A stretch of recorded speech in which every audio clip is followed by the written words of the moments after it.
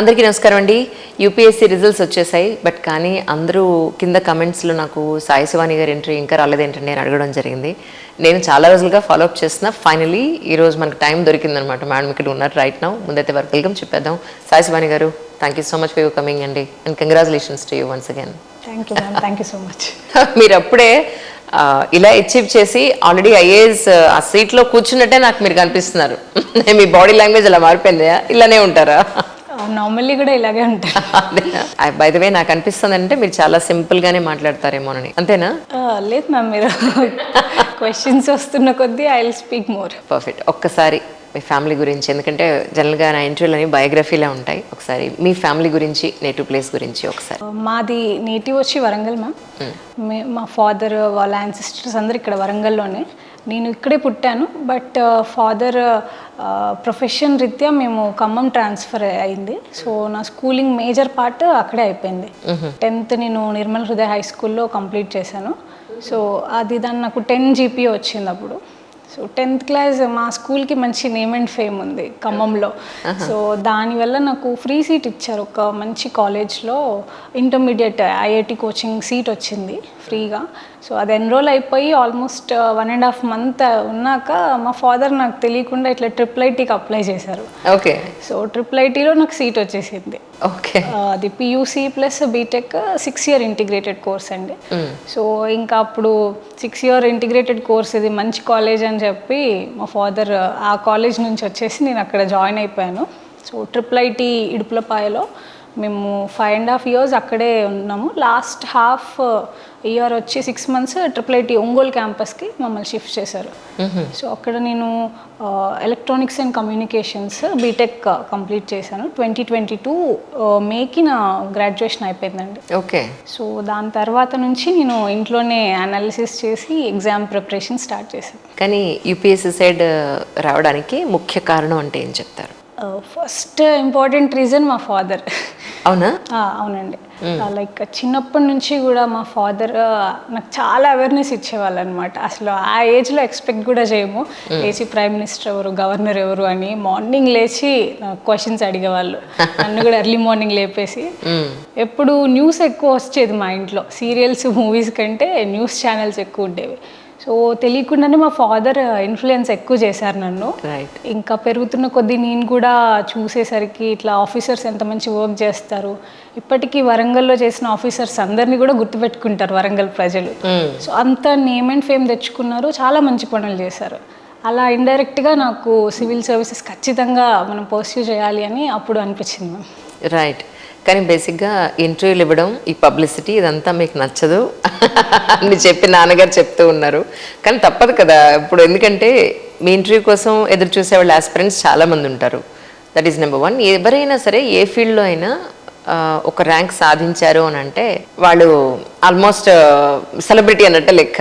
ఎందుకంటే వాళ్ళ ద్వారా వాళ్ళు ఎంత కష్టపడి ఈరోజు ఆ స్థాయికి వచ్చారు అనేది చాలామంది తెలుసుకుని వాళ్ళు కూడా చాలా నేర్చుకుంటారు కదా బేసిక్గా. అందుకని సో మీరు నో అని చెప్పడానికి లేదు. So this is your second attempt అనుకుంటా కదా? Yes ma'am, second attempt. So first అటెంప్ట్లో ఏమైంది యాక్చువల్లీ? మ్యామ్ యాక్చువల్లీ నేను 2020లో మాకు కరోనా వచ్చినప్పుడు, మాది ఇంటిగ్రేటెడ్ హాస్టల్ అండి కాలేజ్, అక్కడే రెసిడెన్షియల్ క్యాంపస్. కరోనా వచ్చింది కాబట్టి according to the guide lines మమ్మల్ని ఇంటికి పంపించేశారు. సో ఆన్లైన్లో మా క్లాసెస్ అయ్యేది బీటెక్లో. అప్పుడు నాకు చాలా ఎక్కువ లీజర్ టైం దొరికింది. ఈ టైంలో నేను Anudeep Durishetti sir blog refer చేశాను, ఆయన వీడియోస్ కూడా నేను చాలా రిఫర్ చేశాను. సో ఆంథ్రోపాలజీ ఆప్షనల్ ఊరికే స్టార్ట్ చేశాను అప్పుడు, ఇదేదో ఇంట్రెస్టింగ్గా ఉంది అని. సో తెలియకుండానే పాండమిక్లో నేను ఆప్షనల్ కంప్లీట్ చేసేసుకున్నాను. ఆ తర్వాత జనరల్ స్టడీస్ కూడా చేయొచ్చు, ఆప్షనలే చేశాం కదా, ఇంకా కోచింగ్తో పని ఏంటి అని చెప్పి అది కాన్ఫిడెన్స్ వచ్చింది. Optional preparation? Yes ma'am, own preparation. It? Yes ma'am. అంటే ఎక్కడి నుంచి కూడా మీరు సపోర్ట్? ఫౌండేషన్ కోర్స్ ఎక్కడా తీసుకోలేదు. మెయిన్స్ అప్పుడు మాత్రం టెస్ట్ సిరీస్ అట్లాంటివి తీసుకున్నాను. ఫౌండేషన్ మాత్రము లేదు, నేనే సెల్ఫ్గా ప్రిపేర్ అయ్యాను. సో మేబీ ఫస్ట్ అటెంప్ట్లో నేను అలాగే చేశాను. మా father as a side first నుంచి నాకు ఇదే అంబిషన్ కాబట్టి ఢిల్లీకి వెళ్ళిపోవాలనేది ఇంకా ఆప్షన్ ఇంట్లో. ఓకే. నువ్వు ఇద్దరు జాబ్ చేస్తావా లేకపోతే ఢిల్లీకి వెళ్తావా అనేది. సో నేను కొంచెం స్టబ్బాన్గా ఉండి, లేదు నేను సొంతంగా చేసుకుంటానని చెప్పి ఇంట్లో చేశాను మ్యామ్. బట్ అన్ఫార్చునేట్లీ ప్రిలిమ్స్ కొంత మార్జిన్తో నేను మిస్ అయిపోయింది. సో దాని తర్వాత చాలా అనాలిసిస్ చేసి ఇంకా ఇది బెస్ట్ ఇవ్వాలి అని చెప్పి అటెంప్ట్లో ఇచ్చేసాను. అంటే ఫస్ట్ అటెంప్ట్ రాసినప్పుడే కొన్ని మార్క్స్తోనే మిస్ అయింది కాబట్టి మీకు కాన్ఫిడెన్స్ అయితే వచ్చింది. ఎస్, ఫస్ట్ అటెంప్ట్లోనే ఇంతవరకు వచ్చానంటే సెకండ్ అటెంప్ట్లో డెఫినెట్గా నేను కొంతవరకు చేయగలుగుతానేమో అన్న పాయింట్. ఇస్ ఇట్ రైట్ అండి? యాక్చువల్లీ మ్యామ్ ఫస్ట్ అటెంప్ట్లోనే అయిపోతుంది అన్న దాంట్లో ఉన్నాను నేను అప్పుడు. So nice, really. ఏమన్నా కాన్ఫిడెన్సా? అంటే చిన్నప్పటి నుంచి నాకు చదువుకోవడం చాలా ఇంట్రెస్ట్ మ్యామ్. అదర్ ఇంట్రెస్ట్ ఉన్నాయి, బట్ చదువు అన్నది నాకు చాలా ఇష్టం. రాయడం, చదువుకోవడం చాలా ఇష్టం. ఇలాంటి బంగారు తల్లులు మనకు పుట్టరేంటో. ఇంకా అందువల్ల నార్మల్గా మా పేరెంట్స్ కూడా చాలా కాన్ఫిడెన్స్ ఫస్ట్లో అయిపోద్దని. సీరియస్లీ మ్యామ్, ఎవరైనా ఒక్క ఫస్ట్ అటెంప్ట్లో చేద్దామని వస్తారు ఎగ్జామ్. ఎవరికి ఇష్టం ఉండదు ఇన్ని ఇయర్స్ ఇందులో పెట్టి ఇంత stress and struggle. But yeah, అట్లా అయిపోయింది. అవును, చాలా మంది చెప్పారు నాకు మీ గోడ మీద AIR 50th ర్యాంక్ అని రాసుకున్నట్టు. అంటే అది చాలనా, లేకపోతే దాని లోపు రావాలనా? దాని లోపు రావాలని రాసుకున్నాను మ్యామ్. యాక్చువల్లీ ఏంటంటే మళ్ళీ ఎగ్జామ్ రాసి మళ్ళీ సర్వీస్ ఇంప్రూవ్మెంట్కి రాసి ఇంత ఓపిక లేదు నా దగ్గర అనిపించింది. సో 50 లోపు వస్తే సేఫ్ సైడ్ ఇంకా అని అది ఫస్ట్ ఒక మోటివేషన్ లాగా రాసుకున్నాను. అదే నాకు వచ్చేస్తుంది అని నేను గోడ మీద రాయలేదు, బట్ అదొక మోటివేషన్ లాగా రాసుకున్నాను.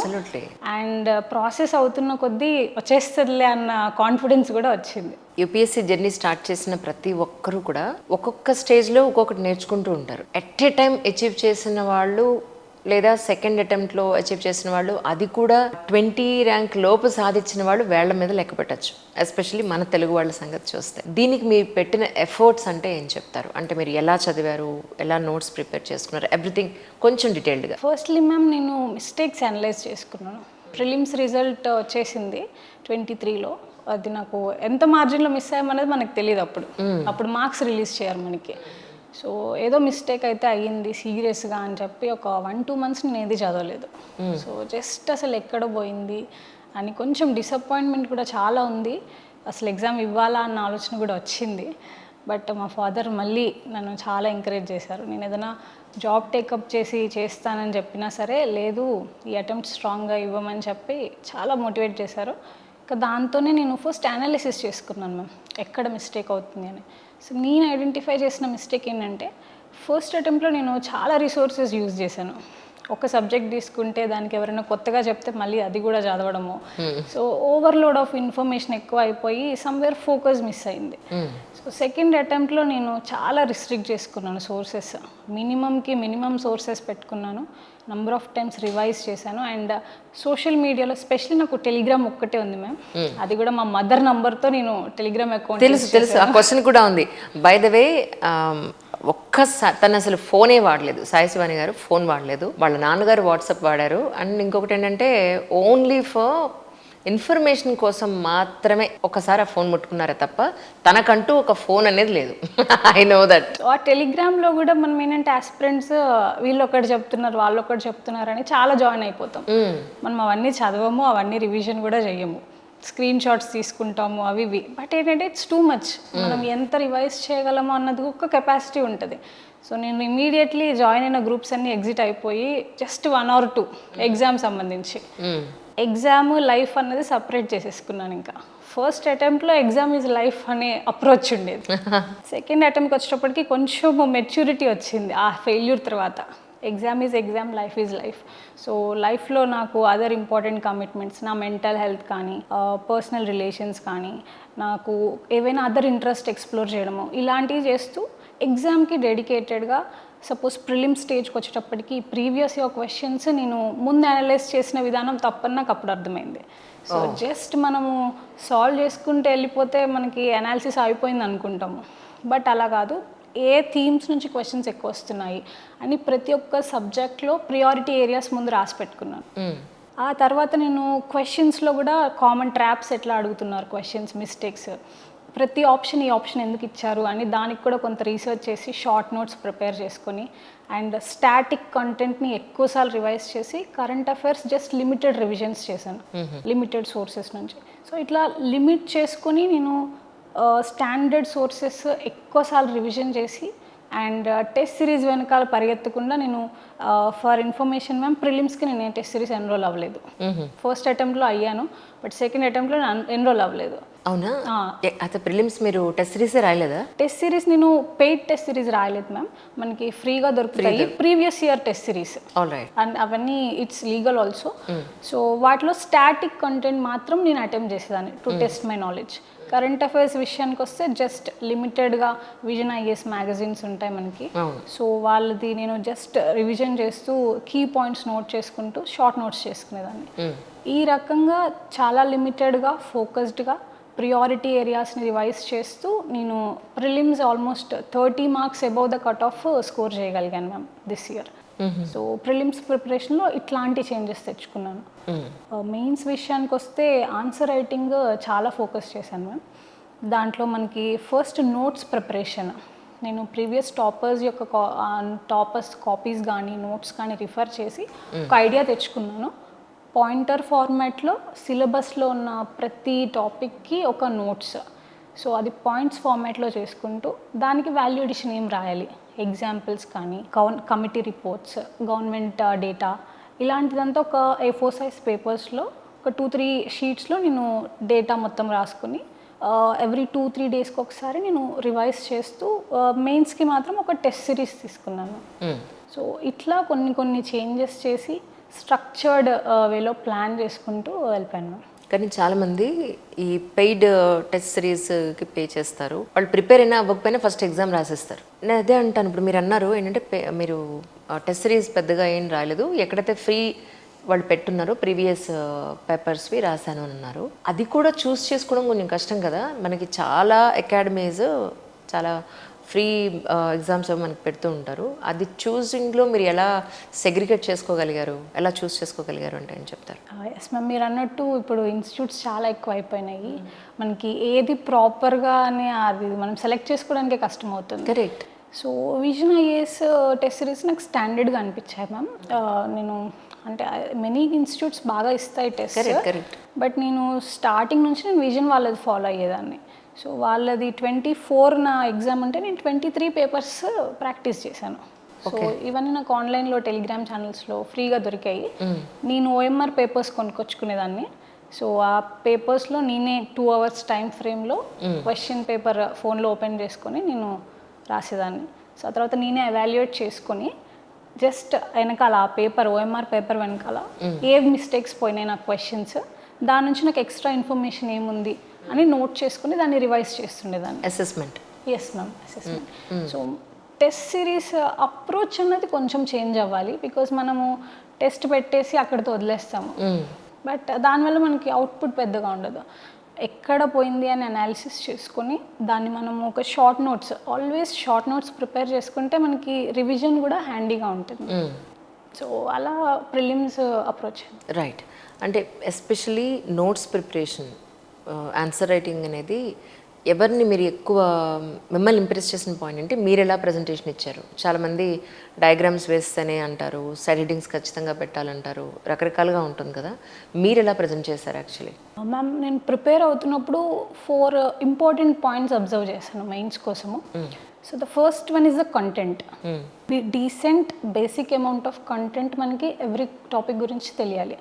సో దట్ క్వశ్చన్ ఎంత టఫ్గా వచ్చినా బేసిక్ ఇన్ఫర్మేషన్ రాయొచ్చు.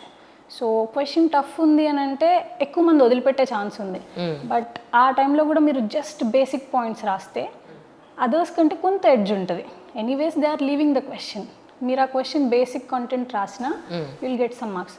So content is the first one. Second is the structure. So ఒక క్వశ్చన్ చదవగానే దాన్ని ఎన్ని పార్ట్స్గా డివైడ్ చేయాలి, సబ్ పార్ట్స్ ఏం చేయాలి, డైమెన్షన్స్ ఏం రాయాలి, ఇలా ఒక స్ట్రక్చర్ మనకి ఒక 60 సెకండ్స్లోనే మనకి వచ్చేయాలి మైండ్లో క్వశ్చన్ చదివిన తర్వాత. సో స్ట్రక్చర్స్ ముందే ప్రిపేర్ చేసుకున్నాను మ్యామ్, ఈ క్వశ్చన్ వస్తే నేను ఇట్లాంటి స్ట్రక్చర్స్ రాస్తానని. Third is value addition. So నువ్వు కమిటీ రిపోర్ట్స్ రాస్తామా, లేకపోతే హిస్టారియన్స్ వాళ్ళు కోట్ చేసిన స్టేట్మెంట్స్ రాస్తామా, డేటా రాస్తామా, ఇదంతా మనం ఒక షీట్స్ ప్రిపేర్ చేసుకోవాలి. Fourth is the speed. So ఎంత స్పీడ్గా రాస్తే మనకి పేపర్ అంత బాగా ఫినిష్ చేయగలుగుతాం. 3 hours 20 questions. సో ఇట్లా 4 points-తోని నేను మెయిన్స్ ప్రిపరేషన్ అలైన్ చేసుకున్నాను ma'am. And speed, value addition, దీన్ని కాన్స్టెంట్గా ఇంప్రూవ్ చేసుకుంటూ, నోట్స్ విషయానికి వస్తే నేను ఈ టాపిక్కి నేను ఎంతవరకు ప్రజెంట్ చేయగలను అని కొన్ని పాయింట్స్ రాసుకునేదాన్ని. ఆ తర్వాత నేను ఇంకా ఆ టాపిక్లో ఏమి అడిషన్ చేసేదాన్ని కాదు. These are the minimum points. ఇంకా పాత్ బ్రేకింగ్ ఏదైనా నాకు పాయింట్స్ చదువుతున్నప్పుడు తెలిస్తే ఐ యాడ్ టు దట్. లేదు అంటే ఇట్స్ ఎనఫ్. ఇంకా దాన్ని రివిజన్ చేసే ప్రాసెస్లో ఉండిపోయేదాన్ని. ఇంటర్వ్యూ మీరు ఒక్కరే వెళ్ళారా ఢిల్లీకి? ఎవరెవరు వచ్చారు? ఫస్ట్లీ నేను ఫిబ్రవరిలో మాక్స్ చేయడానికి వెళ్ళాను మ్యామ్. అప్పుడు మదర్ అండ్ ఫాదర్తో వెళ్ళాను. ఓకే. అండ్ ఎగ్జాక్ట్లీ 1 month తర్వాత మళ్ళీ మార్చ్లో వెళ్ళాము. అప్పుడు మా సిబ్లింగ్స్ని కూడా తీసుకెళ్ళాను. అంటే I do not know select అవుతామా అన్నది it's different ball game. But this is some important moment in life. Near and dear వన్స్తో సెలబ్రేట్ చేసుకుంటే బాగా అనిపిస్తుంది అని. సో నా సిబ్లింగ్స్ కూడా వచ్చారు. We as a family event. అవునా? ఏమడిగారండి ఇంటర్వ్యూలో? ఏమడిగారు మిమ్మల్ని? ఇంటర్వ్యూ లైక్ అది ఎక్స్పెక్ట్ చేయని లైన్స్లోనే వెళ్ళింది మ్యామ్. బికాజ్ నార్మలీ ఏంటంటే కరెంట్ అఫైర్స్ చాలా అడుగుతారు. అప్పుడు మనకి Donald Trump president. So every other day మనకు ఒక కొత్త పాలసీ వస్తుంది న్యూస్లో. 4 month కరెంట్ అఫైర్స్ ప్రిపేర్ అయ్యి వెళ్ళాను నేను. సో 0 కరెంట్ అఫైర్ క్వశ్చన్స్ అడిగారు నన్ను.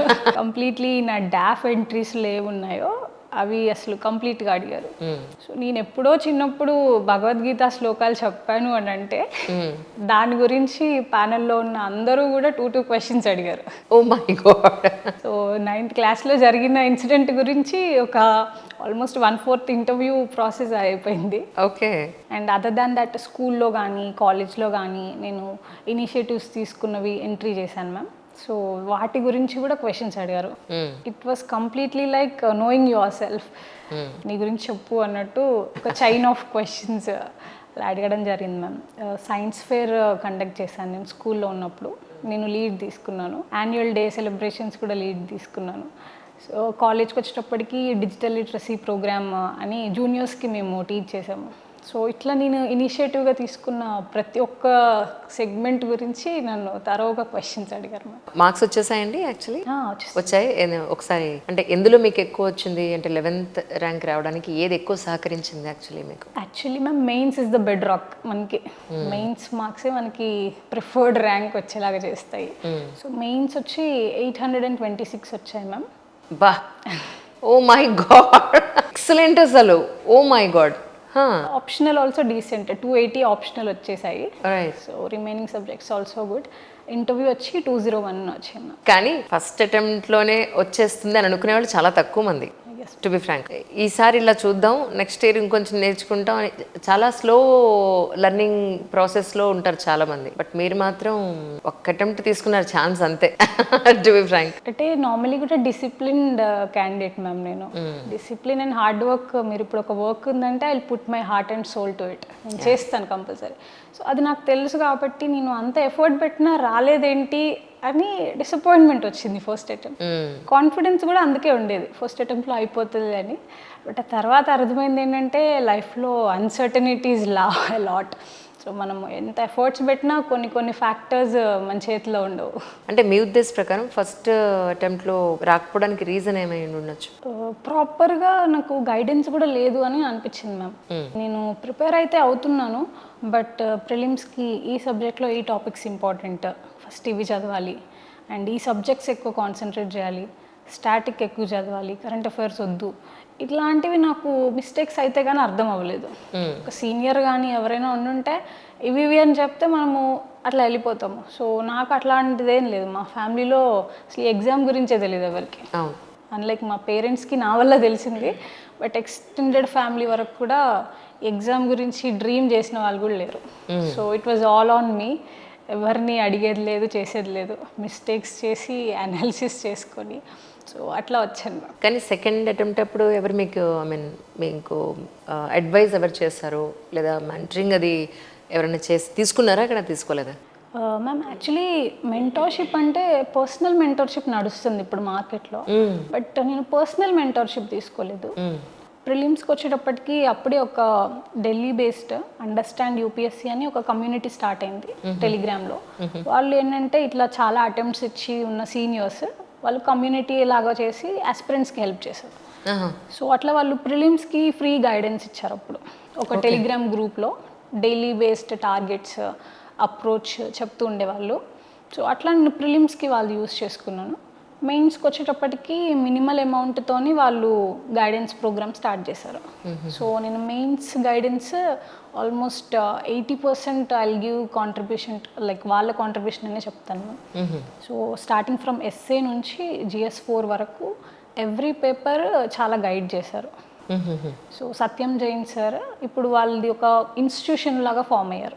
Back then it was a Telegram channel. So ఇప్పుడు ఒక సెపరేట్ ఇన్స్టిట్యూషన్లా ఫామ్ చేశారు.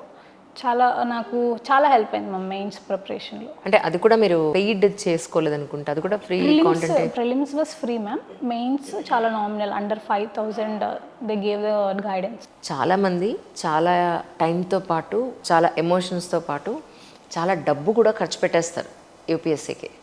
అన్నీ ఎక్కడ ఎఫర్ట్ లేదని అడగద్దు, అలాంటిది మీరు మాత్రం చాలా మినిమల్ అమౌంట్ తోటే మీరు దీన్ని అచీవ్ చేసినట్టు నాకు అనిపిస్తుంది యాక్చువల్లీ. సో అంటే ఆ గైడెన్స్ కూడా బయట చాలా మందికి తెలియదు.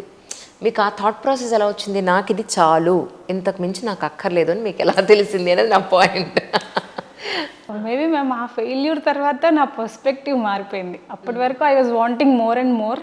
తర్వాత నా లైఫ్లో ఎంత తక్కువ ఉంటే నేను అంత ప్రశాంతంగా ఉంటా అని అర్థమైంది. సో జస్ట్ మనం ఏంటంటే రైట్ డెసిషన్ కోసం చాలా టైం వేస్ట్ చేస్తాం, ఇది రైటా కాదా అని ఆలోచిస్తూ ఉంటాం. నేనేంటంటే డెసిషన్ తీసుకుంటాను ఆలోచించి, వన్స్ తీసుకున్నాక కంప్లీట్లీ ఇంకా దాని మీద ఫోకస్ చేస్తాను. Good or bad I will deal with it, నాదే కదా రెస్పాన్సిబిలిటీ. సో అందుకని నేను ఎవరినైతే టీచర్ అనుకొని నమ్మానో నేను ఖచ్చితంగా కాన్ఫిడెన్స్తో నా వర్క్ నేను చేసుకుంటూ వెళ్ళిపోయాను మ్యామ్. సో మేబీ అందుకే నేను ఇంకా ఇది చాలే అనే ఒపీనియన్లోనే ఉండిపోయాను.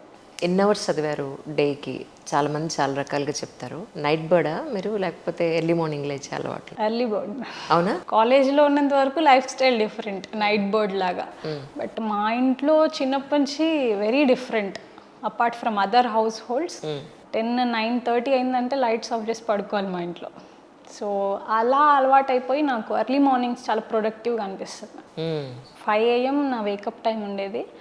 ఓవరాల్గా అయితే ఇన్ని నెంబర్ ఆఫ్ అవర్స్ అని నేను ఎప్పుడు పెట్టుకోలేదు, స్టాప్ వాచ్ కూడా నేను ఎప్పుడు యూజ్ చేయలేదు. But on and average 6 to 8 hours ఈజీగా అయిపోతుంది మ్యామ్, బికాజ్ ఎగ్జామ్ అంత డిమాండ్ చేస్తుంది. కరెక్ట్. అండ్ మెయిన్స్కి వచ్చేటప్పటికి 14 hours అయినా సరే ఆశ్చర్యపోనవసరం లేదు. బికాస్ 2.5 monthsలో మనము ఆల్మోస్ట్ 8 papers 7 papers డీల్ చేయాలి. మళ్ళీ ఊరికే రాస్తే ఏం లాభం లేదు, you have to be the best. So దానికోసము ఇట్ డిపెండ్స్ ఆన్ ఇండివిజువల్, మీరు ఎంత టైం పెడతారు. బట్ వన్ ఇంపార్టెంట్ థింగ్ ఏంటంటే సస్టైనబుల్గా ఉండాలి అది. సో నేను ట్రై చేశాను ఒకసారి 15-16 పెడదామా అని. అది పెట్టిన తర్వాత next 3 days I couldn't study at all. So నాకు అర్థమైంది ఏంటంటే నీ బాడీ నీ కేపబిలిటీ బట్టి ఎంత sustainable amount of work hours ఉంటాయో అది పెడితే సరిపోతుంది. సో వాళ్ళు ఇంత చదివారు అని మనం చదవాల్సిన అవసరం లేదు. కరెక్ట్. అచీవ్ చేయాలని చాలా మందికి ఉంటుంది. అచీవ్ చేసే ప్రాసెస్లో ఈ ఏమంటారు, ఈ సోషల్ మీడియా చాలా డిస్ట్రాక్షన్స్ ఉన్నాయి యాక్చువల్లీ. వీటన్నింటికి దూరంగా ఎలా ఉండగలిగారు అసలు, ఫోనే దగ్గర పెట్టుకోకుండా? హౌ? సో యాక్చువల్లీ మేము కాలేజ్లో ఉన్నప్పటి కూడా ఉన్నాయి నాకు సోషల్ మీడియా అకౌంట్స్ కాలేజ్లో, Instagram, WhatsApp and all. But నేను మరీ ఫోన్ పర్సన్ని కాదు ఫస్ట్ నుంచి. ఎవరైనా నాతో మాట్లాడడానికి వచ్చారంటే నేను ఫోన్ యూజ్ చేయను, వాళ్ళతో మాట్లాడతాను. సో హ్యూమన్ రిలేషన్స్ ఎక్కువ ఇంట్రెస్ట్, డిజిటల్ ఇంట్రెస్ట్ తక్కువ. బట్ కాలేజ్ అయిపోయాక ఏమైంది అంటే నాతో ఉన్న peers they were taking different streams in life. ఇద్దరు మంచి కంపెనీస్లో వర్క్ చేయడం కానీ, అబ్రాడ్ వెళ్ళడం కానీ. సో తెలియకుండానే నాకు ఒక ఇన్ఫీరియారిటీ డెవలప్ అయింది అప్పుడు.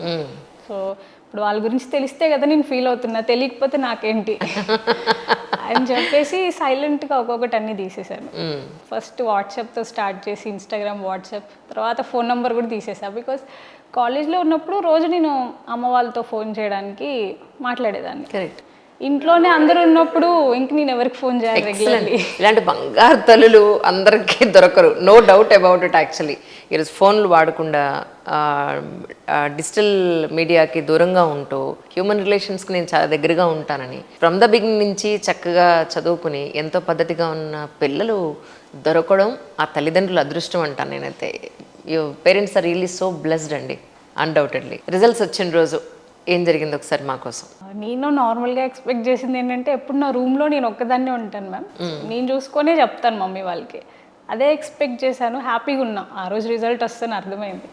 బట్ దాని బిఫోర్ నైట్ ఏం తెలిసిందంటే గ్రూప్ 1 మెడికల్ వెరిఫికేషన్ ఉంది అని తెలిసింది. సో నాకు ఇంకా బాధగా అనిపించింది. నేను ఎప్పుడు ఇదే ప్లేస్లో రిజల్ట్ చెక్ చేసుకుంటాను. బట్ ఈసారి హైదరాబాద్కి వచ్చేసాను మ్యామ్. ఉస్మానియాలో మెడికల్ టెస్ట్ అయింది. సో ఆఫ్టర్నూన్ టైం ఇంకా మేము వదిలేసి వెళ్ళిపోతున్నాం, క్యాంపస్ వదిలేసి వెళ్ళే టైంలో రిజల్ట్స్ వర్ అవుట్ 2 PM. అంతకుముందు వరకు నేను హనుమాన్ చాలీసా పెట్టుకొని వింటున్నా లూప్లో. సో రెగ్యులర్లీ నేను మార్నింగ్ వింటాను మ్యామ్ హనుమాన్ చాలీసా. సో అప్పుడు నేను ఏం మాట్లాడట్లేదు రిజల్ట్ బిఫోర్, ఊరికే అలా హెడ్ ఫోన్స్ పెట్టుకొని ఉన్నాను. సడన్లీ ఇంకా మా ఫాదర్ వచ్చేసి he was full of tears. ఏమైందో అర్థం కాలేదు నాకు, ఏమన్నా ర్యాంక్ లేదా ఎక్కడో ఒక చోట వస్తుంది అని. తో నేను 50లో ఎక్స్పెక్ట్ చేసినా సరే ఈ ఎగ్జామ్ ఎంత అన్సర్టెన్ అంటే ర్యాంక్ 1 కూడా ఎక్స్పెక్ట్ చేయరు. అవును, లిస్ట్లో పేరుంటే చాలు అనే థాట్ కూడా వచ్చేస్తుంది. కరెక్ట్. సో మేబీ అసలు లిస్ట్లో కూడా పేరు రాలేదా, మా డాడీ ఎందుకు ఇట్లా అయ్యారు అనుకునే టైంలో 11 అని చెప్పారు. సో ఇంకా నాకు కూడా కళ్ళలో నీళ్ళు ఆగలేదు మ్యామ్. సో మా ఫాదర్ కోసమే నేను చదివాను. మా ఫాదర్ చిన్నప్పటి నుంచి ఎంత ఇంట్రెస్టింగ్గా నాకు అన్నీ చెప్తుండేవాళ్ళు. చిన్నపిల్ల పెద్ద అమ్మాయి అనేది ఎక్కడ రాకుండా ఇవాళకి కూడా ఇంట్లో డెసిషన్ మేకింగ్ నా మీదే ఉంటుంది. సో మా డాడీ కోసం నేను అది ఇచ్చేసాను, నేను తెచ్చి ఇచ్చాను అన్న హ్యాపీనెస్ చాలా ఉంది. Thank you so much for coming once again. ఇప్పుడు యూపీఎస్సీ మొన్న ప్రిలిమ్స్ అయింది ఆల్రెడీ, మెయిన్స్ రాయడానికి రెడీ అవుతున్నారు ఆస్పిరెంట్స్ అందరూ. వాళ్ళ కోసం కొన్ని dos and don'ts and important points అంటే ఏం చెప్తారు? సో ప్రిలిమ్స్ అయిపోయాక మీరు చెక్ చేసుకుంటారు, మోస్ట్లీ మీరు ఇన్ ద లిస్ట్ అర్థమైపోతుంది.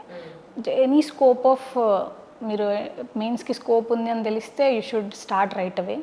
సో స్టార్ట్ చేసిన తర్వాత ఏంటంటే ఇనిషియలీ టాపర్స్ కాపీస్ చూడాలి. టాపర్స్ కాపీస్ చూసినప్పుడు మనకి ఆన్సర్ రైటింగ్ ఇట్లా ఉంటుందా అని బేసిక్ ఐడియా వస్తుంది. తర్వాత ఐ రికమెండ్ GS 1 నుంచి స్టార్ట్ చేస్తే బెటర్, బికాజ్ 2 and 3 కొంచెం కష్టంగా ఉంటుంది, కరెంట్ అఫైర్స్ పోర్షన్ ఎక్కువ ఉంటుంది. సో 1లో స్టాటిక్ ఎక్కువ ఉంటుంది. మనం ప్రిలిమ్స్కి కూడా అదే చదివాం కాబట్టి ఇనర్షియా మనము పోగొట్టేలాగా ఫస్ట్ తెలిసిందే చదివితే బెటర్గా స్టార్ట్ చేస్తాం. సో అలా GS 1తో స్టార్ట్ చేయండి, చేసి షార్ట్ నోట్స్ ప్రిపేర్ చేసుకోండి. నోట్స్ అన్నది పర్ఫెక్ట్గా ఉండాల్సిన అవసరం లేదు, నా నోట్స్ కూడా ఫ్లాస్ ఉంటాయి. సో మీకు నోట్స్ ఎట్లా చేసుకోవాలి అంటే అది మీకు అర్థమైతే చాలు, ఇంకెవరికి అవసరం లేదు. సో పాయింటర్స్లో మీకు రివైజ్ చేసి రాసుకోండి అండ్ కాపీస్ చూసుకుంటూ ఇట్లా మీరు ముందుకు వెళ్ళిపోండి. అండ్ టెస్ట్ సిరీస్ కూడా కంపల్సరీ అనేది అయితే లేదు. సో ఎగ్జాక్ట్లీ మీరు PYQ పెట్టేసుకొని మీరు టైం ఫ్రేమ్లో రాసుకుంటే సరిపోతుంది. కంపారిజన్ కూడా మీ నోట్స్తో చేసుకోండి.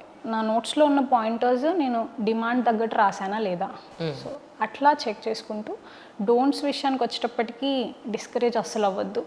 మెయిన్స్ ప్రాసెస్ ఎలా ఉంటుందంటే ఫస్ట్ ఆన్సర్ రాసినప్పుడు చాలా భయం అనిపిస్తుంది, భయంకరంగా రాస్తాం కూడా. సో నేను ఫస్ట్ క్వశ్చన్ స్టార్ట్ చేసినప్పుడు నా పెన్ కదలలేదు. సో నాకు తెలుసు ఆ క్వశ్చన్, బట్ నాకు రాయడానికి రావట్లేదు. డిమోటివేటింగ్ అనిపిస్తుంది. అండ్ 100% కావాలని మనం కోరుకుంటాం, రాస్తూ ఉంటాము. బట్ ఏంటంటే 100% ఈజ్ అ మిత్. మనము ది బెస్ట్ ట్రై చేయాలంతే. సో ఈచ్ డే ఇంప్రూవ్మెంట్ తెలుస్తుంది. మెయిన్స్ ఫేజ్లో ఇంప్రూవ్మెంట్స్ తీసుకుంటూ పాజిటివ్గా వెళ్ళండి. రోజు ఒక పాజిటివ్ పుష్ తీసుకొని అండ్ ఆ అప్రోచ్తో మీరు సబ్జెక్ట్ బై సబ్జెక్ట్ స్కెడ్యూలింగ్ చేసుకొని అండ్ వాళ్ళు చెప్పినవి వీళ్ళు చెప్పినవి ఎక్కువ హెడ్కి తీసుకోకుండా ఫోకస్డ్ మేనర్లో, వీలైతే సోషల్ మీడియాకు దూరంగా. అండ్ ఆల్సో నేను AI యూస్ చేశాను మ్యామ్ ఎగ్జామ్ పర్పస్ కోసము. సో మనము కమాండ్ ఇచ్చి UPSC క్వశ్చన్ ఇచ్చేసి answer this in UPSC mains format అంటే అది ఆన్సర్ కూడా ఇచ్చేస్తుంది. రైట్, అది ఏమైనా యూజ్ అయిందా మీకు? ఎస్ మ్యామ్, నేను ఫోన్కి దూరంగా ఉన్నాను, బట్ ఎగ్జామ్ విషయానికి వచ్చేటప్పటికి నేను ఎక్స్టెన్సివ్లీ డిజిటల్ రిసోర్సెస్ యూజ్ చేశాను. సో ల్యాప్టాప్లో నేను AI ఫీచర్స్ యూజ్ చేసుకొని దాంట్లో నాకు తెలియని పాయింట్స్ ఏమైనా ఉంటే నేను నోట్స్లో రాసేసుకునేదాన్ని. సో అట్లా స్మార్ట్ వర్క్ కూడా, బికాస్ టైం ఫ్యాక్టర్ ఉంటుంది కాబట్టి మనకి hard work plus smart work పెట్టుకొని సెల్ఫ్ కాన్ఫిడెన్స్ అండ్ పాజిటివిటీతోని రోజు ముందుకెళ్తే like you will excel in mains. Especially general స్టడీస్లో కరెంట్ అఫైర్స్ పాయింట్ ఆఫ్ వ్యూలో చాలామంది కరెంట్ అఫైర్స్ని ఎలా కవర్ చేయాలనేది కన్ఫ్యూజ్ అవుతారు. సో అలాంటి వాళ్ళకి మీరు ఏం చెప్తారని? మెయిన్గా మ్యామ్ ఫస్ట్ స్టాటిక్ స్ట్రాంగ్గా పెట్టేసుకొని కరెంట్ అఫైర్స్ విషయానికి వస్తే మనకి చాలా ఇన్స్టిట్యూట్స్ కంపైలేషన్ రిలీజ్ చేస్తారు మెయిన్స్ అప్పుడు. మనం ఆ కంపైలేషన్ తీసుకున్నప్పుడు మనకు తెలిసిపోతాయి ఇంపార్టెంట్ టాపిక్స్ ఏంటి న్యూస్లో ఉన్నవి, ఎక్కువ స్కోప్ దేనికి ఉంది అని. సో వాటిని మీరు ఒకసారి రివైజ్ చేసి మీకు అర్థమైనట్టు షార్ట్గా నోట్స్ చేసుకోండి. సో అది మాత్రం ప్రిపేర్ అవ్వండి. అంతకుమించి కరెంట్ అఫైర్స్ వచ్చినా సరే ఎంత ఫోకస్ చేయొద్దు. Because ma'am current affairs is a lot. మనం ఎంత కవర్ చేస్తామన్నది ఒక లిమిట్ ఉంటుంది. Correct. So the most important topics cover చేసుకొని వాటిని మల్టిపుల్ టైమ్స్ రివైజ్ చేయండి. సో ఎగ్జామ్లో క్వశ్చన్ కష్టంగా వచ్చిందంటే అది మీ ఒక్కరికే కాదని అర్థం చేసుకోండి. అందరికీ కష్టమే, బౌన్సర్ అందరికీ ఉంటుంది. కరెక్ట్. సో దాంట్లో మీ బెస్ట్ ట్రై చేయండి, you will get an edge. So అట్లా డీల్ చేయండి. ఆంథ్రోపాలజీ తీసుకున్నారు మీరు యాక్చువల్గా ఆప్షన్. Yes ma'am. ఫస్ట్ నుంచి మీరు దానికి ఫిక్స్ అయి ఉన్నారు. అదే ఫిక్స్ అయ్యాను. ఆంథ్రోపాలజీ పాయింట్ ఆఫ్ వ్యూలో అంటే మీరు ఎవరి నుంచి సపోర్ట్ తీసుకున్నారు అనేది ఒకటి, ప్లస్ ఈ సందర్భంగా థ్యాంక్స్ చెప్పుకోవాలని అనుకుంటే మీరు ఎవరికి చెప్పుకుంటారు? మ్యామ్ ఆంథ్రోపాలజీ నేను ఆప్షనల్, అసలు నాకు బేసిక్ ఐడియా వచ్చింది అనుదీప్ సార్ దగ్గర నుంచి. అవునా? సో నాకు ఎవరి ఇంటర్వ్యూ చూసారు? అనుదీప్ మీదే చూసాను. ఒకసారి ఈజీగా 10 సార్లు చూసుంటాను. Thank you. వచ్చిన టాపర్స్ అందరిలో ఫేవరెట్ సెషన్ సార్ది. అవును అవును. సో అప్పుడు నేను ఏదో ఆడుతూ పాడుతూ సార్ బ్లాగ్ ఓపెన్ చేశాను. సార్ బ్లాగ్స్ రాస్తూ గైడ్ చేసేవాళ్ళు అప్పట్లో. సో ఆంథ్రోపాలజీ సిలబస్ ఇలా ఉంటుంది అని నేను అది చూసాక అర్థమైంది. సరే ఒకసారి ట్రై చేసి చూద్దాం, ఒక చాప్టర్ నాకు అర్థమవుతుందా అని నేను సార్ ఇచ్చిన బుక్ లిస్ట్లోనే ఓపెన్ చేసి చదివాను. అరే ఇదేదో ఇంట్రెస్టింగ్గా ఉంది చదువుదాము అని చెప్పి అలా నేను సిలబసే కంప్లీట్ చేసేసాను. రైట్. ఫస్ట్ రీడింగ్ అప్పుడు అయింది మ్యామ్, పాండమిక్ అప్పుడు. సో ఎప్పుడైతే ప్రిలిమ్స్ పోయిందో అప్పటి నుంచి నేను నోట్స్ మీద ఫోకస్ చేశాను. సో నోట్స్ నేను బాగా ఎన్రిచ్ చేసుకోవడం కోసము 2020లో మనకి ఆ బ్యాచ్లో Apala Mishra ma'am rank 9 ma'am. So ఆవిడది ఆంథ్రోపాలజీ ఆప్షనల్ అండ్ ఆవిడ నోట్స్ చాలా డీటెయిల్డ్గా తయారు చేసుకొని అది ఆన్లైన్లో ఫ్రీగా పబ్లిష్ చేశారు. సో నేను ఆవిడ నోట్స్ రెఫరెన్స్గా పెట్టుకొని నేను నంబర్ ఆఫ్ టైమ్స్ చేంజెస్ చేసుకున్నాను నా నోట్స్లో. అలా నోట్ మేకింగ్ అండ్ ఆల్ నేను 23 ప్రిలిమ్స్ అయిపోయాక కంప్లీట్ చేసుకున్నాను. సో పర్సనలీ సపోర్ట్ అయితే ఎక్కడ తీసుకోలేదు మేము ఆప్షనల్కి. ఈవెన్ టెస్ట్ సిరీస్ కూడా నేను రాయలేదు. ఓన్లీ 2 టెస్ట్ రాశాను, అది కూడా ప్రీవియస్ ఇయర్ పేపర్స్ పెట్టుకొని రాశాను. ఎగ్జామ్ మెయిన్స్కి ఒక 1 వీక్ బిఫోర్ రాశాను. ఓన్లీ 2 పేపర్స్ రాశాను అంతే, పేపర్ 1 పేపర్ 2. అది కూడా ఆల్మోస్ట్ ఫస్ట్ పేపర్ రాస్తుంటే ఇంక నాకు రావట్లేదు ఏం రాయాలో. అన్ని ఇయర్స్ నుంచి చదువుతున్నా నాకు ఎందుకు రావట్లేదు అని టూ ఫ్రస్ట్రేటింగ్ అనిపించి ఎగ్జామ్లోంచే లేచి వెళ్ళిపోయా. అయ్యో. ఇంట్లో మా మదర్ వచ్చి లేదులే అది ఇది అని చెప్పి కొంచెం జ్యూస్ అది ఇచ్చి మళ్ళీ రాయి ఏం కాదు అని అసలు ఎంతో మోటివేట్ చేశారంటే నేను అసలు అది ఇంక నేను ఎగ్జామే రాయను అన్నంత కోపం వచ్చింది. ఆ తర్వాత మళ్ళీ పేపర్ 1 పేపర్ 2 కంప్లీట్ చేసుకొని సో మళ్ళీ చాలా పాజిటివ్ పుష్ అవసరమైంది. బికాజ్ మెయిన్స్కి ఒక 10 days బిఫోర్ నా మైండ్ సెట్ ఇట్లా ఉంటే నేను అసలు మెయిన్స్ ఎట్లా రాస్తాను, ఆప్షనల్ అంత ఇష్టంగా అన్ని ఇయర్స్ నుంచి చదువుతున్నాను కదా అని అనిపించింది మ్యామ్. సో ఆన్సర్ రైటింగ్ మీకు ప్రాబ్లమేటిక్గా ఉంటే డెఫినెట్లీ ఆప్షనల్ కూడా రాయొచ్చు. నాకు చిన్నప్పటి నుంచి రాయడం ఇంట్రెస్ట్ కాబట్టి నాకు అవసరం లేదు అనిపించింది. సో ఆ పర్పస్లో నేను టెస్ట్ సిరీస్ ఇవ్వలేదు ఆప్షనల్. ఎవరికైనా అట్లాంటి సపోర్ట్ కావాలంటే they can definitely go for it. Because ఎవరి క్యాపబిలిటీ బట్టి వాళ్ళు సెలెక్ట్ చేసుకోవాలి. ఈ టాపర్ చెప్పారు వాళ్ళు చెప్పారు అని చెప్పి ఐడియలైజ్ చేసుకోవద్దు. ప్రాక్టికల్గా మనకి ఏది కావాలి, కోర్సెస్ ఏమున్నాయి మార్కెట్లో, అఫోర్డబులా, క్వాలిటేటివా, నా డిమాండ్స్ ఎగ్జామ్ డిమాండ్స్ మీట్ అవుతున్నాయా లేదా, సో ఇలా చూసుకొని సెలెక్ట్ చేసుకొని రాసుకోవచ్చు. And short notes very important ma'am. Because optional చాలా బల్కీ ఉంటుంది, మనం డీటెయిల్ నోట్స్ ప్రిపేర్ చేసుకుంటాము సిలబస్ టాపిక్స్ వైజ్. బట్ ఎగ్జామ్కి వచ్చేటప్పటికి మనకు అంత లగ్జరీ లేదు ఈ బుక్స్ అన్నీ తిరిగేయడానికి. సో ప్రతి టాపిక్ నేను చాలాసార్లు రివైజ్ చేశాను కాబట్టి చిన్న చిన్న పాయింటర్స్ ఫార్మాట్లో నేను ప్రతి టాపిక్ షార్ట్ నోట్స్ చేసుకునేదాన్ని. సో మనకి మెయిన్స్ అప్పుడు కూడా ఒక 5 days గ్యాప్ వస్తుంది మ్యామ్. జిఎస్ పేపర్స్ అయ్యాక 5 days గ్యాప్ వస్తుంది బిఫోర్ ఆప్షనల్. సో ఈ 5 daysలో షార్ట్ నోట్స్నే యూస్ చేసుకొని నేను రివిజన్ కంప్లీట్ చేసుకునేదాన్ని. సో ఈ రకంగా ఆప్షనల్ ప్రిపరేషన్ అయిపోయింది మ్యామ్. అండ్ ఫైనల్లీ థ్యాంక్స్ చెప్పాలంటే చాలామందికి చెప్పాలి. అవును. బికాజ్ లైఫ్లో మనం ఎంత పెద్దది అచీవ్ చేసినా it's not 1 man show. Correct. చాలామంది support, blessings, whatever guidance అన్నీ ఉంటాయి ma'am. So firstly it's to God. నేను ఎంత లోలో ఉన్న మూమెంట్స్లో నుంచి కూడా నాకు మళ్ళీ పాజిటివిటీ, హోప్ ఇచ్చిందంటే దట్ ఈస్ గాడ్. సో తర్వాత మా మదర్, ఫాదర్ అండ్ టీచర్స్. స్కూల్లో ఉన్నప్పటి నుంచి కూడా నువ్వు ఖచ్చితంగా అవుతావు ఐఏఎస్ అని చెప్పి చెప్పేవాళ్ళు. Teachers and especially Anudeep sir. నేను అసలు ఏదో నోవేర్ ఎగ్జామ్ రిలేటెడ్ లేని టైంలో నేను ఆయన బ్లాగ్ చూసి స్టార్ట్ చేసా ప్రిపరేషన్. ఓకే. లేకపోతే సమ్ టైమ్ కెరియర్ ఎక్స్ప్లోర్ చేసి ఇచ్చేదాన్నేమో. బట్ రైట్ ఆఫ్టర్ గ్రాడ్యుయేషన్ అంటే నేను పాండమిక్లో స్టార్ట్ చేశాను కాబట్టి. సో అనుదీప్ సార్కి కూడా స్పెషల్ థ్యాంక్స్. కానీ మీరు ఎక్కడా గైడెన్స్ తీసుకోకుండా మీరు రాసుకున్న ఆన్సర్ షీట్ ఏదైతే ఉందో అది కరెక్టా కాదా, ఈ ఆన్సర్ షీట్కి నిజంగా మార్కులు ఎన్ని వస్తాయి అని మీకు మీరు ఎలా అసెస్ చేసుకున్నారు? ఇంకా మ్యామ్ నేను మార్క్స్ గురించి ఎప్పుడు ఆలోచించలేదు. Is it? ఎస్, మెయిన్స్ అప్పుడు కూడా పేపర్స్ నేను కంప్లీట్ చేశాక నాకు ఒక్క సాటిస్ఫాక్షన్ రావాలి అన్నది నా పాయింట్ అనమాట మ్యామ్. సో ప్రిలిమ్స్ అప్పుడు కూడా నేను ఈ పేపర్ చెక్ చేసుకోలేదు. ప్రిలిమ్స్ అయిపోయాక రిజల్ట్ వచ్చే వరకు ఖాళీగానే ఉన్నాను. అప్పుడు ఏమీ నేను మెయిన్ స్టార్ట్ చేయలేదు. రైట్. ఏంటంటే ఆ సాటిస్ఫాక్షన్ వస్తే it's okay for me. Okay, నేను 100% ఎఫర్ట్స్ ఇచ్చాను, సాటిస్ఫాక్షన్ ఉంది, నేను ఇంకా వింతగా ఏం చేసే పని లేదు దాంట్లో. సో ఆ సాటిస్ఫాక్షన్ నాకు ఆన్సర్ రాసినప్పుడు రావాలి. ఆ తర్వాత నేను చెప్పినట్టు నేను నోట్స్ చాలా బాగా ప్రిపేర్ చేసుకున్నాను మ్యామ్. సో నేను ఈ పాయింట్స్ రాయలేదంటే అది నా తప్పు. సో నేను ఇది రాశాను, బట్ నువ్వు ఎందుకు ప్రజెంట్ చేయలేదు ఎగ్జామ్ టైంలో, సో అక్కడ నా అనాలిసిస్ ఉండేది. మార్క్స్ అన్నది ఇప్పుడు మీరు కరెక్ట్ చేస్తే ఒకలా మార్క్స్ ఇస్తారు, ఇంకో పర్సన్ కరెక్ట్ చేస్తే ఇంకోలా మార్క్స్ ఇస్తారు. So subjectivity self satisfaction and నేను చేసుకున్న వర్క్కి ప్రపోర్షనేట్గా ప్రజెంట్ చేశానా లేదా, సో ఇది మాత్రము కంపేర్ చేస్తూ అలా చేశాను. ఇంతకీ ఇంటర్వ్యూకి ఏ సారీ కట్టుకెళ్ళారు? అంతా పబ్లిష్ అయిపోయింది మేము ఆల్రెడీ. అవునా? యాష్ కలర్ శారీ, హ్యాండ్లూమ్ అది. ఇక్కడ తెలంగాణ హ్యాండ్లూమ్స్ తీసుకున్నాను వరంగల్లో. ఓకే. దాని గురించి కూడా చాలా రీసెర్చ్ చేసి మరి ఎట్లాంటిది అయితే బాగుంటుంది. రైట్. ఇంతవరకు ఫార్మల్స్ ఎప్పుడు వేసుకోలేదు. సో దాని గురించి కూడా రీసెర్చ్ చేసి మా ఫాదర్తో వెళ్ళి తెలంగాణ హ్యాండ్లూమ్స్లో ఒకటి తీసేసుకున్నాను. సో అదే ఫైనల్కి కూడా గ్రే అంటే ఇష్టమా మీకు? అంటే సింపుల్ కలర్స్లో కొంచెం బాగా ప్రజెంట్ చేయొచ్చు అని అనిపించింది. అవును అవును. చామ్ కూడా. Okay okay. నేను సజ్జనార్ గారు కలిసినట్టున్నారు. Yes ma'am. ఏమన్నారండి sir? Sir was very happy ma'am. అంటే యంగ్ క్యాండిడేట్స్ ఇంకా సివిల్ సర్వీసెస్లోకి రావాలి అని చాలా మోటివేట్ చేశారు. అండ్ ఎక్కడికి వెళ్ళినా మనం మార్క్ వదిలిపెట్టాలి. నువ్వు ఎక్కడ పని చేసినా సరే నీకంటూ ఒక ఐడెంటిటీ అండ్ మార్క్ వదిలేయాలి.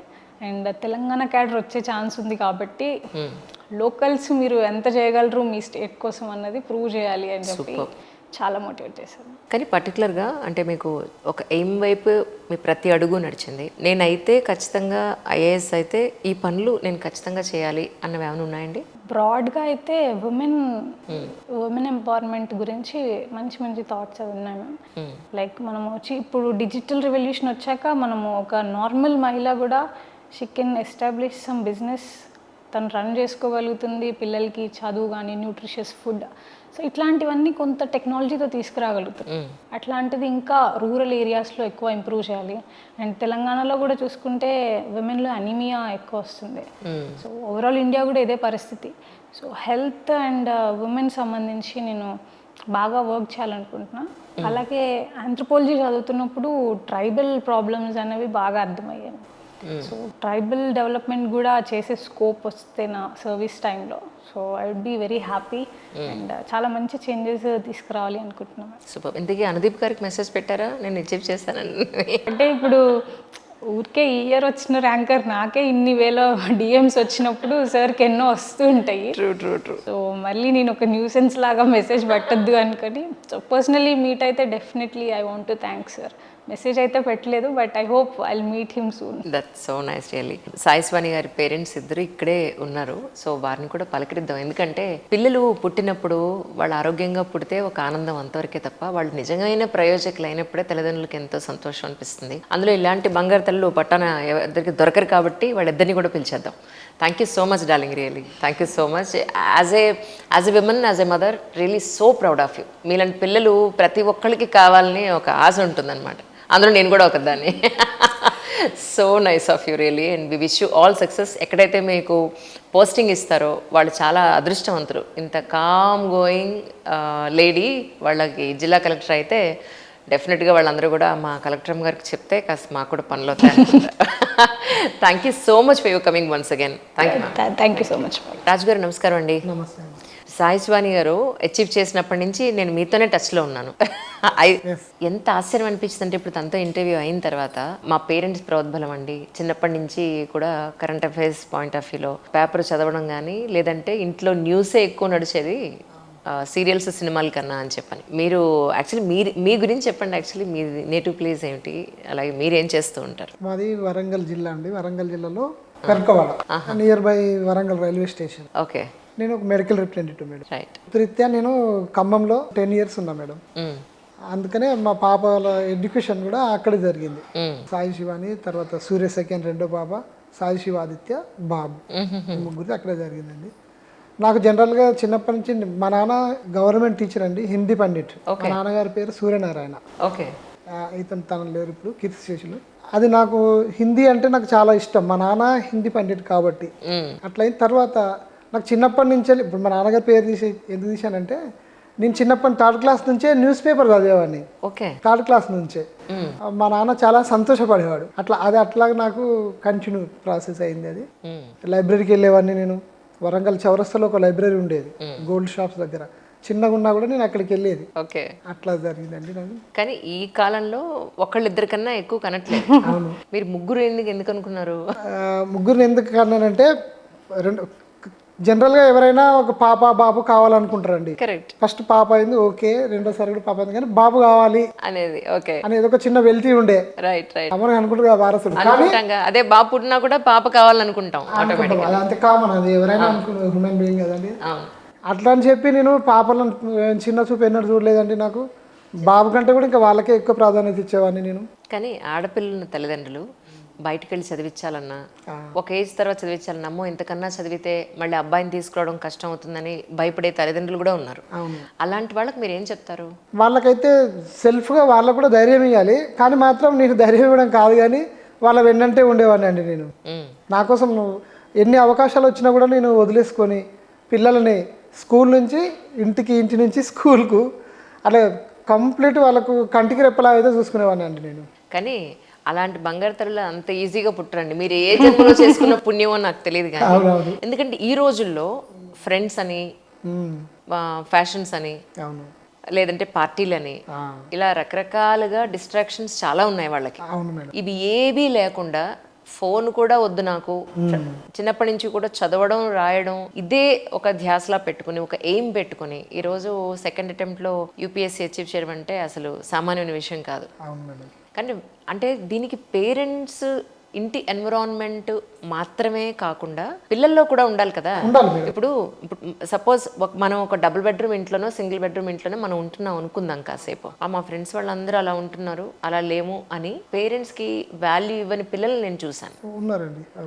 దాంతోపాటు వాళ్ళు పార్టీలకు వెళ్తున్నారు, వాళ్ళు ఇలాంటి డ్రెస్సులు వేసుకుంటున్నారు, వాళ్ళు కార్లలో ఇటు వెళ్తున్నారు, నేను ఇలానే ఉన్నాను అని ఆ పియర్ ప్రెజర్ అంటారు, ఇలా పెట్టి పేరెంట్స్ని ఇబ్బంది పెట్టే పిల్లల్ని కూడా నేను చూశాను. సాయి శివాని చూస్తే మీకు అలాంటి ఇబ్బందులు ఏమీ పెట్టలేదు. అది ఎలా సాధ్యపడింది అంటే బయట ఉన్న ప్రపంచానికి భిన్నంగా మీరు ఎలా పెంచగలిగారు? మొదటి నుంచి అండి నేను కూడా స్వతహాగా మనకి ఏమైతుందో దాన్ని చూసి నేను సాటిస్ఫై అయ్యేవాడిని అండి. దాంట్లో పిల్లలకు కూడా అదే డిసిప్లిన్ నేర్పాను నేను. ఉన్న దాంట్లో మేమైతే సాటిస్ఫై ఉండేదండి, మాకేం లోటు లేదు, చాలా బాగా చూసుకున్నాం పిల్లల్ని. వాళ్ళు చిన్నప్పటి నుంచి డిసిప్లిన్గానే పెంచామండి పిల్లలకి. ఏది కావాలంటే అది ప్రతిదీ నేనే తెచ్చిచ్చేవాడిని. ఏదైనా కూడా మా ఇంట్లో ఒక మినీ సైజ్ బుక్ స్టాలే, ఏ బుక్స్ తెచ్చినా కానీ 20, 30, 100 వరకు, పెన్స్ కూడా అంతే. అవి అట్లా వాళ్ళని ఎక్కడికి కూడా నేను వాళ్ళు వెళ్ళి కష్టపడి ఇబ్బంది పడే పరిస్థితి అయితే నేను తీసుకురాలేదు మేడం. వాళ్ళ కోసమే ఓవరాల్గా చెప్పాలంటే అసలు వాళ్ళ కోసమే ఆ లైఫ్ సాక్రిఫైస్ చేసామండి మీ ఇద్దరం. మాకు వేరే వ్యాపకాలు ఏం లేవు, వాళ్ళ కోసమే అంతే. ఇక ఈవెన్ ఇంటర్వ్యూకి వెళ్ళే డ్రెస్ కూడా మీరు తను కలిసి వెళ్ళుకున్నారు. అవును మేడం, అది తిరిగాము చూసి ఒకటి సెలెక్ట్ చేశాము, అది నాకు చాలా బాగా నచ్చింది. ఇంకా వేరే బెటర్ ఏదైనా చూద్దామని అనుకున్నారు, అది ఆప్కో ఫ్యాబ్రిక్స్ మేడం, వరంగల్లో ఉంటుంది. మళ్ళీ మార్నింగ్ వెళ్ళేసి మళ్ళీ అదే తీసుకు. కానీ నేను ఎలాంటి పిల్లల్ని చూసానంటే, మీరు నమ్మండి నమ్మకపోండి, ఎగ్జామ్కి కొన్ని వెళ్ళిపోతాను, మీరుంటే నాకు ప్రెషర్గా ఉంటుంది, మీరుంటే నాకు లేకపోతే డిస్టర్బెన్స్, మీరు ఇంటర్వ్యూ కూడా రావద్దు, ఎగ్జామ్కి రావద్దు, నేనే చూసుకుంటాను, సెల్ఫ్గా పెడతాను అన్న పిల్లల్ని నేను ఎక్కువ మందిని చూసాను. అలాంటిది ఇందాక సాయి శివాని గారితో మాట్లాడేటప్పుడు మేము ఫ్యామిలీ అంతా వెళ్ళామండి అని చెప్తుంటే, అబ్బా ఇలాంటి పిల్లలు ఉన్నారా ఇంకా అనిపిస్తోంది నాకు. అద్భుతం అండి. నేను నిజంగా మీలాంటి తల్లిదండ్రులకి ఇంత అమ్మాయిని కన్నా మీకు నిజంగా చాలా చాలా ధన్యవాదాలని చెప్పాలి. ఒక మాట చెప్పాలంటే వాళ్ళ అమ్మగారు వచ్చారు కదా, నీరసంగా కూర్చున్నారు, జర్నీ పడదుట. ఏమండి రజిత గారు నమస్కారం అండి. నమస్తే అండి. ఏమిటి నీరసంగా ఉన్నారు? ఇవి కొంచెం జర్నీ పడదండి, నేను అక్కడక్కడే తిరుగుతా ఏమైనా, ఈ లాంగ్ కదా, అయ్యో అందుకని కొంచెం పర్లేదు, ఇప్పుడు బాగుంది. కాసేపు ఉంటే మీ నిమ్మకాయ నీళ్ళు మీకు వచ్చేస్తాయి. నేను యాక్చువల్లీ ముగ్గురు వస్తారని అనుకోలేదు. వాళ్ళ నాన్నగారు సాయిస్వాణి గారు వస్తారని అనుకున్నాను. వాళ్ళ అమ్మగారు కూడా వచ్చారు. కానీ తను ఒకానొక టైంలో చాలా ఇక నేను ఎగ్జామ్ రాయలేనేమో, పెన్ను కూడా ముందుకు కదలట్లేదు అన్న సమయంలో కూడా మీరు మళ్ళీ జ్యూస్ ఇచ్చి ఏం పర్వాలేదు చదువుకొని మీరు చెప్పారట. మీ ధైర్యం ఏంటి అసలు? అమ్మాయి అచీవ్ చేయగలదు అని ఎలా మీరు? ఆ మీద చాలా నమ్మకం ఉందండి. ఇప్పుడు నువ్వు ఎగ్జామ్ హాల్లో ఎలా ఉంటావు, రాదు అని వదిలేవు కదా అక్కడ, నువ్వు అక్కడ ఎలా ఉంటావో ఇప్పుడు కూడా అలా రాసేయి, నీకు ఎంత వస్తే అంత రాసేయి అని మళ్ళీ కొంచెం నువ్వు రిప్రెస్ చేసి ఏమైనా తాగుతావా తింటావా అని పెట్టేసి మళ్ళీ పంపించాను రూమ్లోకి. ఎంతైతే అంత రాయాలి, రాదు అని వదిలేయద్దు కదా అని ధైర్యం చెప్పి మళ్ళీ లోపలికి పంపించాను. మీరు ఏం చేస్తుంటారు? హౌస్ వైఫ్ మీరు? హౌస్ వైఫ్ అండి, ఏం లేదు. మరి ఇంత అచీవ్మెంట్ ఎలా కలుగుతున్నారు మీరు అసలు? నేను పెద్దగా చదువుకోలేదండి, కానీ దాని వాల్యూ నాకు తెలుసు. వాళ్ళు చదువుకోవాలి, మేము చదువుకోకపోయినా కూడా పిల్లలను ఉన్నతగా ఉండాలి వాళ్ళు అనుకున్నాం మేము. ఆమె గోలు చిన్నప్పటి నుంచి తెలుసు, కానీ గోలు ఇప్పుడు ఉంది, చిన్నప్పుడు పెద్దగా తర్వాత ఉంటుందో ఉండదో అని అనుకున్నాను. కానీ అదే కంటిన్యూ చేసుకుంది. కరోనా టైంలో చాలా ఆంథ్రోపాలజీ కంప్లీట్ చేసేసింది. ఇంకా నేను ఇటే ముందుకు వెళ్ళిపోతా అంది మా ఇద్దరితో అని చెప్పింది. ఆమె ఆలోచన కూడా కరెక్టే కదా అని మేము కూడా అనుకున్నాం. ఓకే చెప్పినాం, ఇక జాబ్ అలాంటిది వద్దు, ఇట్లనే ముందుకు వెళ్ళిపో అయిద్ది ఫ్లోలో అనుకున్నాం. పిల్లలు ఈ రోజులో మాట వినట్లేదండి యాక్చువల్గా. అలాంటిది మీ అమ్మాయి మీరు చెప్పినట్టుగా చక్కగా దాన్ని ఫాలో అయ్యి ఎలాంటి ఇది డిస్ట్రాక్షన్ లేకుండా చాలా చాలా హోమ్లీగా మీరు ఫ్యామిలీ అంతా కూడా ఉన్నారు. తన కష్టం అనండి, మీ సపోర్ట్ అనండి, బట్ అల్టిమేట్లీ అది ఫలించింది. అవునండి. సో తన కష్టం గురించి చెప్పాలంటే మీ మాటల్లో ఏం చెప్తారు? రజిత గారు మీ నుంచి మొదలు పెడతాం. తను చాలా హార్డ్ వర్క్ చేసిందండి. ఇంట్లో ఉండి నేను ప్రతి చూస్తూ ఉంటాను. నేను చదువుకోకపోయినా రాయకపోయినా కూడా ఆమె కష్టాన్ని మాత్రం నేను చూసేదాన్ని. ఈసారి ఖచ్చితంగా వస్తుంది అనుకున్నాం. ఫస్ట్ టైం రాకుండా కొంచెం డిసప్పాయింట్ అయింది. అదే మాకు ఫస్ట్ టైం అండి, ఈమె ఫెయిల్యూర్. అప్పుడు అనిపించింది ఇలా ఉంటుందా బాధ అని. ఒక 1 వీక్ దాకా డైజెషన్ కాలేదు నాకు చెప్పలేదు ఫస్ట్. చాలా బాధ అనిపించింది తెలిసిన తర్వాత. ఫస్ట్ టైం కదండి, చిన్నప్పటి నుంచి చాలా యాక్టివ్గా ఫస్ట్ సెకండ్ ఇలా ర్యాంక్స్ ఉండేది ఏ క్లాస్లో అయినా. చాలా ఇంటెలిజెంట్ అమ్మాయి. నాకు కూడా ఒక టీచర్ లాగా చెప్పేది. ఎప్పుడైనా నేను కూడా అవుతాం కదా, ఎవరైనా ఎంత స్ట్రాంగ్ ఉన్నా ఒక్కొక్క టైంలో వీక్ అవుతాం, నాకు కూడా చెప్తుంది ఆ అమ్మాయి. అప్పుడు నాకు ఒక టీచర్ లాగా అనిపించేది, ఒక్కొక్కసారి ఫ్రెండ్ లాగా అనిపిస్తుంది. క్లోజ్గానే ఉంటాం మేము, ఏ విషయమైనా షేర్ చేసుకుంటాం. చెప్పింది బాగా, మా ఇద్దరు చెప్పింది అలా ఉండాలి ఇలా ఉండాలి అని. ఒక్కోసారి ఇట్లా ఆమెకు మేము ధైర్యం ఇస్తాం, మాకు ఆమె ఇస్తుంది, ఇట్లా అవుతుంది. కానీ రిజల్ట్స్ వచ్చిన రోజున మీరు ఎంత సంతోషపడ్డారు? మీ మనసులో ఉన్న ఫీలింగ్ ఏంటి చెప్పండి. నాకు రిజల్ట్ వచ్చిన రోజు నేను లేను వీళ్ళతోనే, వీళ్ళు హైదరాబాద్లో ఉన్నారు, నేను వరంగల్లో ఉన్నాను. అప్పుడు నాకు ఫోన్ చేసి చెప్పంగానే నాకు కన్నీళ్ళు ఆగట్లేదు. మా పేరెంట్స్ ఉన్నారు, ఏమైందని ఏడుస్తుందని వాళ్ళు అడుగుతున్నారు. నాకు ఆనంద బాష్పాలు. ఇప్పటికైనా దేవుడు కరుణించింది, ఆమె కష్టం తీరింది అని చాలా హ్యాపీగా ఉన్నా. వాళ్ళు ఏమంటున్నారంటే నీకు రిజల్ట్ అంత మంచి రిజల్ట్ వస్తే నీకెందుకు కన్నీళ్ళు అని. ఇంకేమైందని భయపడ్డారు వాళ్ళు, మా అమ్మ వాళ్ళు అక్క వాళ్ళు అందరం కలిసి ఉన్నాం అక్కడ వరంగల్లో. వీళ్ళిద్దరూ మెడికల్ చెకప్ కోసం హైదరాబాద్కి వచ్చారు. అప్పుడు రిజల్ట్ వచ్చింది. ఒకే దగ్గర లేము మేము. చాలా సంతోషంగా గ్రూప్ 1 కోసం వచ్చామండి. ర్యాంక్ వచ్చింది కదా, 21st ర్యాంక్. ఉస్మానియా హాస్పిటల్కి వచ్చాము. రైట్ సార్, మీరు చెప్పండి. ఆ రోజు రిజల్ట్స్ ఫస్ట్ మీరే చూసారు ఆ రోజు? అవును మేడం. చిన్నప్పటి నుంచి అసలు మామూలుగా చెప్పాలంటే పాపకి అది నా కోరిక కూడా అండి. అది నేనే పాపకు చిన్నప్పటి నుంచి వెళ్ళి చెప్పా కావాలని చెప్పా. పాప పేరు కూడా సాయి, దాన్ని రివర్స్ చేస్తే ఐఏఎస్ అవుతుంది. అలా పెట్టా. ఈ పిల్ల ఇంతకుముందు మీరు అన్నారు ఎగ్జామినేషన్ సెంటర్కు రావాలంటే కూడా తల్లిదండ్రులు అని, కానీ చిన్నప్పటి నుంచి ఇప్పటి వరకు అండి పిల్లల 10th ఎగ్జామినేషన్కి ఈచ్ అండ్ ఎవ్రీ ఎగ్జామినేషన్కి నేను ప్రతి సెంటర్ దగ్గర వెళ్ళేసి వాళ్ళకు నుదుటిపైన ఒక ముద్దు పెట్టేసుకొని అలా చిన్నప్పటి నుంచి ఇప్పటికి ఈవెన్ శివాని యూపీఎస్సీ ఎగ్జామ్ రాస్తున్నప్పుడు ఇంటర్వ్యూ అప్పుడు కూడా నా కళ్ళకు ఎంతైనా చిన్నపిల్లలే అన్నట్టు వాళ్ళండి. వాళ్ళ నుదుటి పైన ముద్దు మా బాబుని కానీ రెండో వాళ్ళ ఆశీర్వాదం తీసుకొని వెళ్తారండి పేరెంట్స్. అట్లా తెలిసి ఇంట్లో కూడా మా ఆశీర్వాదం తీసుకొని వెళ్తారు వాళ్ళు ఇద్దరు. మేము కూడా మా పెద్దవాళ్ళ దగ్గర ఆశీర్వాదం తీసుకుంటామండి, మా మ్యారేజ్ డేకి బర్త్డేకి తీసుకుంటాము. అదే అలవాటు వీళ్ళకి కూడా వచ్చేసి ఇట్లా అయిందండి. అయితే పాపకు ఫస్ట్ అటెంప్ట్ ఇచ్చినప్పుడు పాప చాలా నర్వస్ అయింది, కానీ నేను మొదటి నుంచి ధైర్యం ఇచ్చేవాడిని అండి.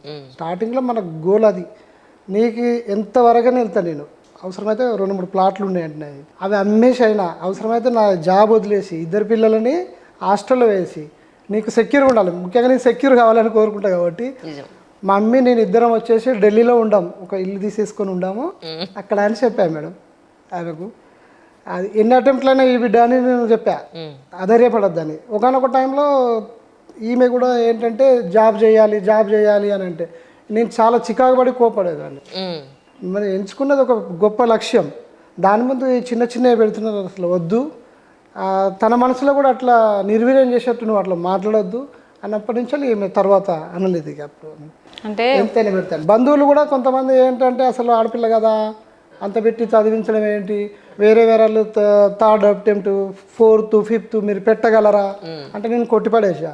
నా ఆస్తులు అమ్మేసాను కానీ చదివిస్తాను, ఖచ్చితంగా చేస్తా, పాప మీద నాకు గట్టి నమ్మకం ఉన్నదండి, ఖచ్చితంగా చేస్తా అని వాళ్ళతో చెప్పి పాపకు కూడా ప్రోద్బలం ఇచ్చా.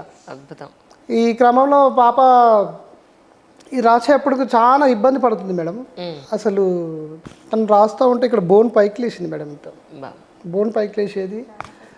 3 hours each and every examination రాయాలి కదా, బ్యాక్ పెయిన్ కూడా వస్తూ ఉంటే లోపల చిన్న క్లాత్ కట్టేసుకొని స్ప్రే కొట్టి పంపించేది మేడం ప్రతి ఎగ్జామినేషన్కి. అట్లా మన కళ్ళల్లో నీళ్ళు వచ్చేది నాకు. ఎన్ని అటెంప్ట్లని అన్న నేనే దేవుడికి మొక్కున్నా, దేవుడా ఈ అటెంప్ట్ వచ్చేది, ఎందుకంటే ఆ కష్టం చూడలేకపోతున్నా, ఈసారి ఖచ్చితంగా వచ్చేటట్టు చూడు దేవుడా, టాప్ ర్యాంక్లో రావాలి. తను ఏంటంటే టాప్ 10లో వద్దని కోరుకుంది, దేవుని నేను టాప్ ర్యాంక్ రావాలని కోరుకుంది.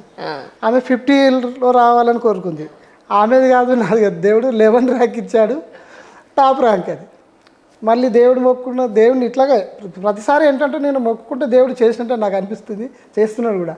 హోమ్ స్టేట్ రావాలనుకున్నాం, ఇక్కడ వేకెంట్ ఉంది, హోమ్ స్టేట్ కూడా వస్తున్నది మేడం, ఇక చాలా సంతోషమైంది.